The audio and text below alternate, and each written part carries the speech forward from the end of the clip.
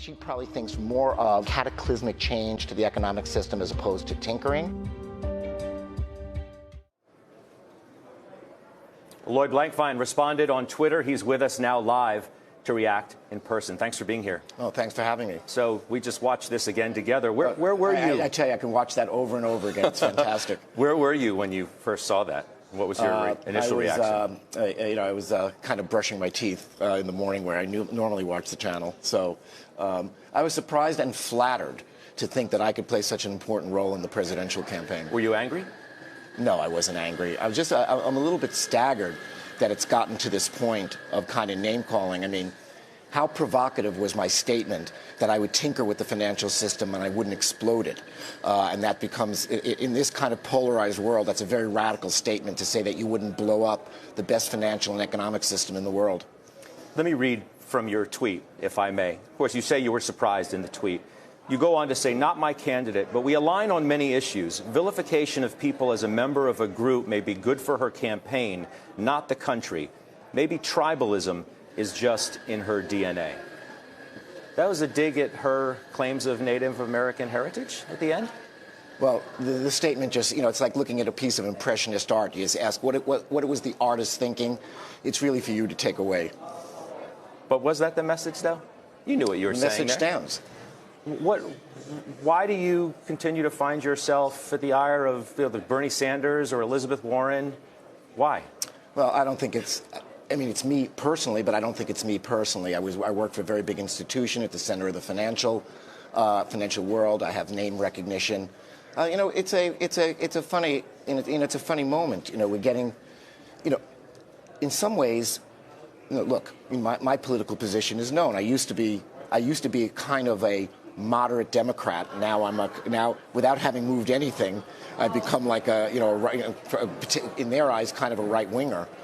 Because I don't want to blow up the financial system. It's an odd time where we're shifting a bit from populism, where you want to represent underrepresented people that feel they didn't have a voice and you want to appeal to them, to a kind of demagoguery where in addition to trying to help underrepresented people, you're labeling people as villains who may or may not have a role in the problem, just to vilify them in order to improve your prospects. And so the migration from populism to demagoguery is a bit of a dangerous moment. And not danger, I just fear for the political process in the United States. That's all. But guess what?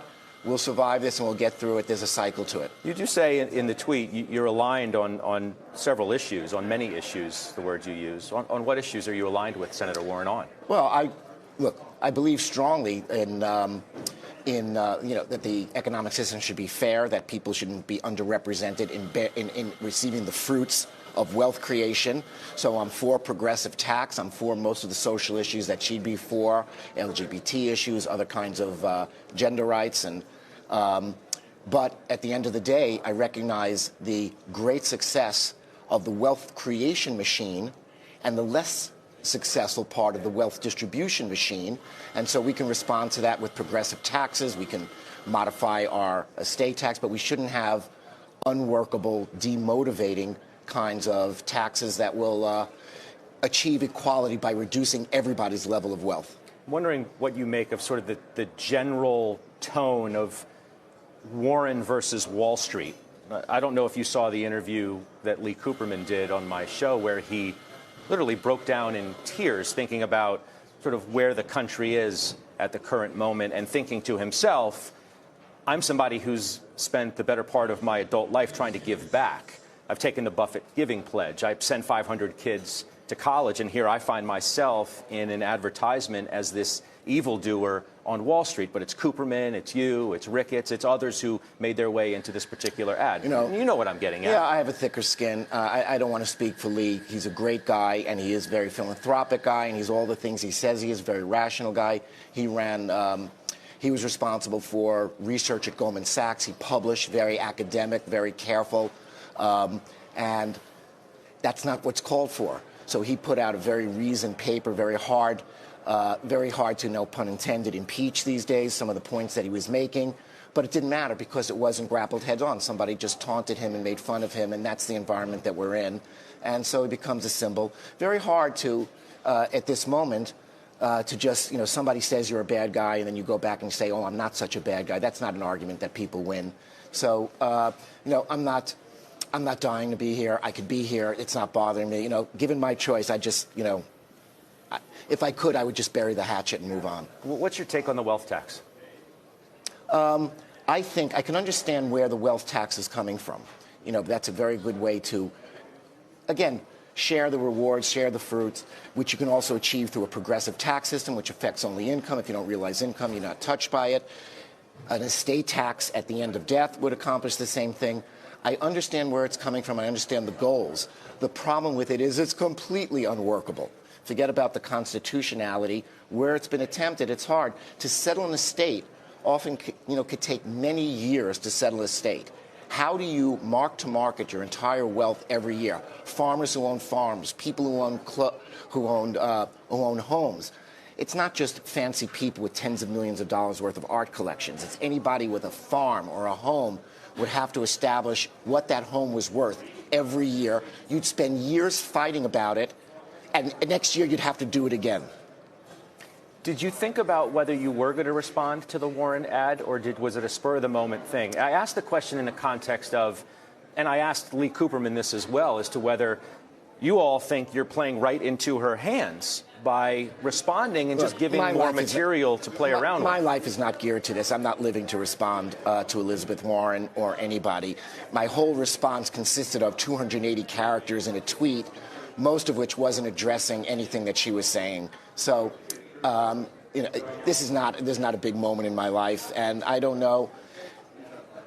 Frankly, I don't know what it means. I started off the conversation by saying I was a little bit, in a weird kind of way, it's a little bit flattering. I didn't think, given my non-combatant retired state, I didn't think I could be that important for her to label me that way. If I were to ask you, are you surprised that there's this still lingering animosity in certain corners of the political sphere towards Wall Street? That you guys are the ones who caused the crisis, not you and Goldman, but you guys collectively. You caused the near destruction of the financial system, and here we are today, and people can't forget about that. I think people who are responsible at the center of the financial system, going back to the financial crisis, going back to the Depression, going back to throughout the history of mercantilism, have always been, have always found their moments of vilification, because people who build things, you can see it. But the people who are responsible to make sure the right things get built in the right time and the right money is spent for it, and when mistakes are made and the wrong things are built, to repossess those assets and recycle the capital, they're not always loved. So people at the center of the financial system play a very, very important role in allocation capital and allocating capital, allocating risk.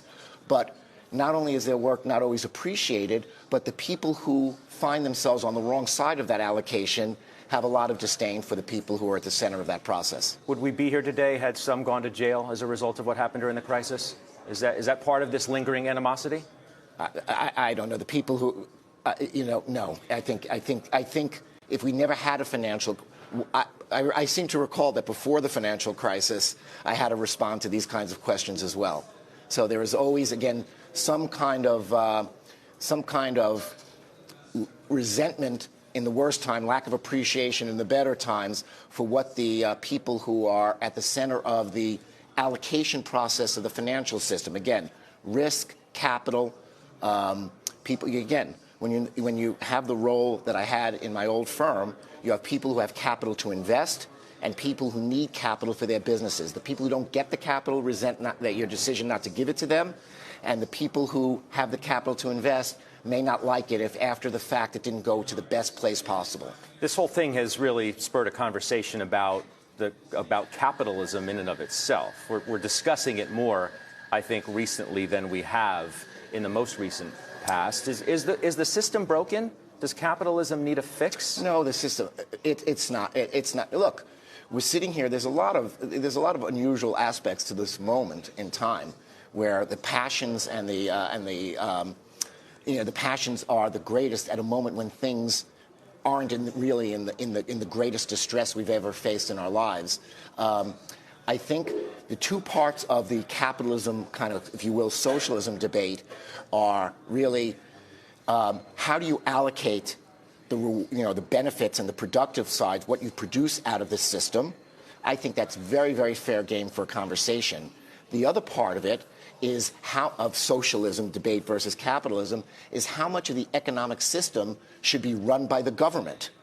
Now it's almost hard for me to believe. Only people without experience in this matter could think what we really need is to have the government run a much bigger section of the economy. Because I really want the transportation system to be like Amtrak all the way through, or housing to be like the New York City Housing Authority, which is government-run housing, or there are great people who work for the Veterans Administration. Some people get great care there, but I don't know that everybody wants their health care system to be run and to be waiting online for weeks for an appointment like some of our veterans do in connection with the VA system. So for me, having the government run more and more of the economy is not a way anybody would go who ever experienced the government running a bigger part of the economy. This isn't necessarily a conversation, though, of capitalism versus socialism. It's even the likes of a Ray Dalio or Mark Benioff suggest that capitalism in and of itself could be tweaked. Maybe more my word than theirs, but it's the idea. Of course, I agree. Well, of course, everything can be tweaked, and these are names.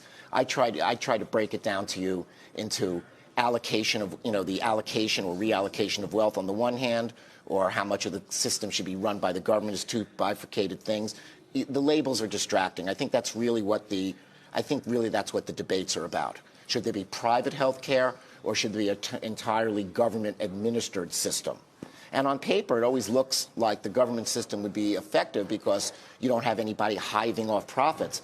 But it's that profit motive that makes sure you get the best people in the jobs. People work hard, longer hours than they should. You get rid of incompetent people. You reward people who work especially hard and are especially good. You shut down things that don't work, even if it's in some congressman's district and the congressman wishes those jobs were preserved for his district. The private sector can behave in ways that people in government cannot. So no shade on the people in the government. My dad worked for the post office. But again, look at the post office. So how do you think about the issue of income inequality? People say it's the preeminent issue right now of our time, and I'm certainly it is one of the principal risks to the market. The longer this lingers, well, it's the inequality is the risk to the stability of society, and so I think we would have to have less of it. What are the root causes of it? I would say, interest rate policy. You lower interest rates, the value of assets go up. People who have assets get richer. People who don't have assets aren't benefited from the inflation of asset prices. So that technology, the advance of technology creates that kind of income bifurcation. Uber comes along and efficiently, every driver never has an empty car. They're driving around, so maybe you need 30,000, making this number up, but maybe you need 30,000 fewer taxis in New York City than you had before. Well, that value goes to the shareholders and the initial venture capitalists who created Uber. They get richer. Meanwhile, 30,000 cab drivers lose their job. So there's a migration of wealth from labor to capital. So that gets repeated because of technology. So people who create the technology get the wealth that comes from needing fewer people to do the job, and so there are fewer people employed. Now, I'll tell you what's happening at the same time.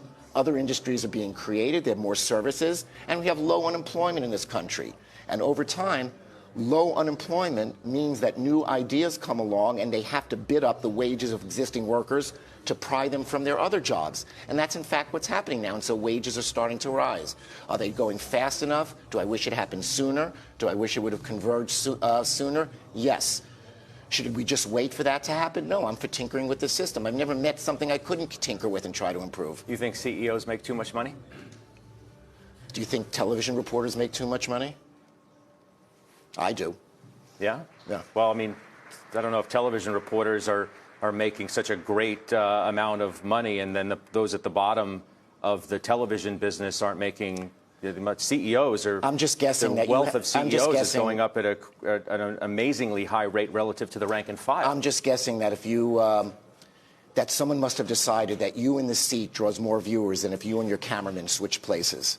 and therefore you command a higher wage for the job you do, even though when I chatted with the fellow back there, he seemed, I liked him a hell of a lot. He's a good guy, but very good guy, and probably works hard. But the spread between what I make and what he makes is probably way small compared to what you made compared to the rank and file, no? Or what any CEO makes to the rank and file, no? It's a widespread, and it's dictated by, somebody somewhere must have the misapprehension that people in those jobs are doing a job that the next best job who could be in that job wouldn't fulfill. Do you think it's out of whack, though? Out of whack with what, Scott? Well, I mean, I'm just asking you a question that Jamie Dimon was asked this past week or a week before on 60 Minutes by Leslie Stahl. I mean, that's sort of gets back to the heart of the conversation we're having. I think what you have to decide, it's like if you film a movie and you get the #1 box office star to be in that movie, and you think, what is that movie worth with the #1 box office star in it versus the number 40 box office star? And if somebody thinks they can make an extra $50 million by having the #1 guy in it, what's that guy worth as a differential over the other guy? Every industry has its own has its own market mechanisms. I don't think anybody should apologize where they end up in that process. And then you can ask them what they do with the money, whether they're good citizens, whether they, give back to society, whether it serves an important social purpose or whether it's counterproductive. I think these are all fair things. I'm not criticizing you for asking the question, although maybe you shouldn't ask it 10 different times. Well, I think it's at the sort of that gets to the heart of why we're having the conversation about income inequality and why people like Elizabeth Warren put people on Wall Street in television. I don't think the whole economic system hinges on whether Taylor Swift or the NFL quarterback versus the lineman or this or that, what the relative proportion. I think it's an important thing if you're talking on the side about that particular industry or what it can afford. But I think the real issue for the overall economy in a macro sense is, again, what should be the extent of government participation. That's one of the big debates now, whether the government should take over health care, whether the government should take over housing, Medicare all those for elements. All, things like that. And then the distribution question is one of calibration and degree. And where I am on that spectrum, which was the observation that I made, was that I may be in the middle. I'm not an extreme end of that spectrum. I grew up in, public housing in, New York City. My dad worked nights at the post office. I might surprise you in that I never behaved in my life to maximize my income over other considerations, and so I might find myself kind of as kind of directionally aligned with people who would like to see a more equally calibrated kind of distribution of the system, but I don't want to do anything to impede the wealth creation of the system. And that's a little bit what the debate should be about, if you ask me. I understand. Let's say, safe to say you're not supporting Elizabeth Warren. So who are you supporting? You were a self-described, Rockefeller Republican at one point in your life. Rockefeller, to this day, Rockefeller I have no complaints about. He's not criticized me lately. If he did, you'd probably have a tweet about it. Seriously, who are you supporting? I'll let this play out. Again, I'm a militant moderate, and I also, not just for just where I'm on the outcomes, but I'm also for that because I like the stability of the society. Everybody today, in the last administration, produced somebody who just the first day in office wanted to just undo everything that was done. If the government changes in the next election cycle, the first thing it's going to do, executive orders are going to fly and just undo everything else. We're going to go back from one extreme to another. The other good thing about moderation is that it creates a more stable environment going forward. So, again, the radical comment that I made that invited that negative comment was I would tinker with the system, but I wouldn't blow up the economic system. And if I had to say over again, I would just add I wouldn't blow up the economic system that is generating, that's really, in fact, the most successful and has the most growth. It's very rare that the biggest is the most nimble and the most flexible and fast-growing. But the United States economy is all of those things among developed countries. So I would take pride in it while recognizing that there are flaws that we should correct. But again, we're in a very, very, political moment. And again, at the juncture between populism and demagoguery, and when I say dangerous, I'm not waiting, I don't want to produce another reaction. I'm just saying it's just, I just wish, people would call out that kind of thing. I mean, the only thing, the odd thing in that commercial, I'm used to Wall Street getting pelted. I'm used to firms being named, but going after specific individuals who really didn't raise their hand or not really that engaged in the process, like my friend Lee Cooperman, it just seems to me, gosh, it's taken a new direction. Is that really good? Should we kind of applaud and clap for that? I mean, I'm not so sure. You're an equal opportunity target, if nothing else. I mean, between Warren, Sanders, and even President Trump in 2016. I know. I mean, that's right. I got from that. I'm glad I could play my role in unifying the country. How do you think President Trump's done? Listen, this is, I'm sure that there are villages in the Amazon that haven't seen electricity where they're sitting around a table talking about President Trump every day. So this is a very well-trod territory here. I would say that on economic issues, he actually, if you look where things are, I think he's done pretty well. And it's crazy not to acknowledge that, even if you don't like, even if you clearly don't like his temperament, and if you don't like the burdens he's putting on our institutions and the stresses in the fabric of the country, and the poor role model in a lot of ways he's setting for people in the country. You were supportive, at least somewhat, of his tariffs. You said prior, I don't think he's wrong here. Tariffs might be an effective negotiating tool. Saying it hurts us misses the point. China relies more on trade and loses more. Yes. So listen, I'm a registered Democrat. I was a Hillary Clinton supporter, but I would look at what works and go along with it. On the issue of tariffs, again, it's put a burden on certain parts, certain people in America, that's for sure. But I give him credit. I give the president credit for taking on this issue of how to get China to conform to standards of international behavior in the trade arena. He's taken that on, and other people have just punted on this. And if those people have better ideas for how to do it, let's hear them. It's very easy to stand on the side and say, well, Americans are getting hurt in the process. Of course Americans are getting hurt in the process. The observation I'd make about these sanctions, let's relate it. We just had a strike at GM. Let's relate it to a labor strike. The union strikes GM. Does the union leadership know that workers are going to get hurt by that strike? Of course, they're going to forego wages. Is GM going to get hurt? Of course GM is going to get hurt. Why does labor do it if they know their people are going to get hurt? Because GM thinks they're in a more powerful position. Labor thinks it's in a more powerful. How do you get a market clearing compromise unless each side inflicts pain on the other so each could realize the strength and weakness of their position so they could get to a point where you can have a market clearing settlement? So clearly in a labor strike, the worker's going to lose wages in order to get the other side to move towards its side for a compromise. That's what's going on here. There's pain that we're going through in order to inflict the kind of pain onto China that will make them compromise and get closer to our position. It's hurt the manufacturing economy, undoubtedly. It's hurt manufacturers. It's hurt farmers. Now, we should nationalize that pain, which I think has been sought here. So, in other words, when you give subsidies and payments to farmers to compensate for some of their losses, in effect, you're nationalizing the cost of it because taxpayers broadly are helping to fund farmers and manufacturers who would otherwise suffer all by themselves and absorb a disproportionate part of that cost.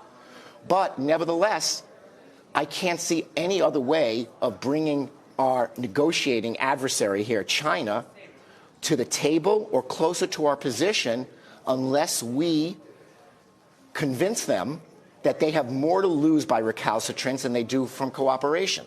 There's obviously a political ramification for the president, too, as we get closer to the election. Everything has political ramifications. They have to be digested. There are more tariffs coming down the pike in mid-December. Gary Cohn, your former colleague, was on the network yesterday and suggested the president is going to lose credibility with the Chinese if he rolls those back. Well, I'm not speaking for the president. I'm not speaking for the Chinese. I'm just saying why I understand why having to go down the road of even suffering some losses on yourself and some burdens on yourself are necessary.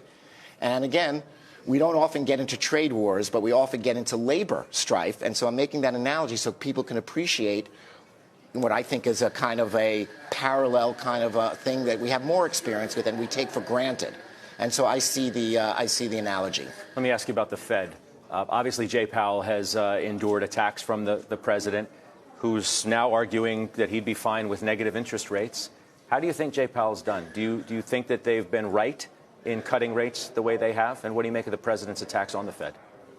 Well, I would say that from a kind of different perspective, I wish the president wouldn't attack an institution whose credibility is is an important part of its influence, and we want an influential, respected Fed for all sorts of reasons that are clear. On the other hand, in a weird way, it gives Jay Powell the opportunity to resist that, and in a way come out of this with the institution holding up its independence.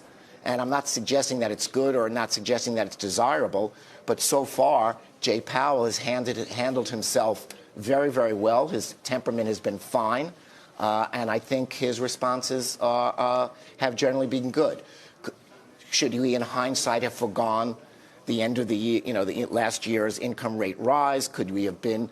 Some people would not want to. Should we have one more rate increase, more or less? Isn't going to determine my view of whether he's doing a good job. As long as he responds to the data, and as long as he keeps himself insulated from the political pressures. I wish the political pressures weren't there, but I commend him for resisting it. And at the end of the day, although the institutions are being attacked, the institutions are holding up. Let me ask you about the company you used to run, Goldman Sachs, if I may. How do you think David Solomon's doing? Oh my goodness, I'm not going to comment on. I'm a good leaver. Good lever. There was a recent article. I don't know if you. But by the way, I will say that I know who paid the biggest role in putting him in that job, and that was me. So I'll take credit for that. Okay. But I'm not going to comment on what he's doing after I left. Okay. Let me ask you it this way then. There's a new article. I don't know if you saw it in Fortune magazine. Knocking down walls at Goldman Sachs. Can CEO David Solomon get the storied bank to grow again? The implication is that Goldman's growth had slowed by the time that you... Goldman's growth had slowed. Yeah. I mean, what do you make of the way that that's framed, that Solomon's job is to get Goldman growing in ways that it wasn't when you left? No, it's our jobs. Everybody has a different mix of business. Our business at Goldman Sachs was clearly investment banking, capital markets, very reactive dependent. The market likes more stable income. Don't forget, we were the most recent private partnership. In a private partnership, you can make money one year, not make money for 3 years, and then the fifth year make a ton of money and everybody's happy. Here, there's consistency, so there was a need to, I think, which David has picked up the cudgel for, build new sources of revenue that are more stable, that tend to be more countercyclical. This was started, the march into consumer businesses was started over the last couple of years.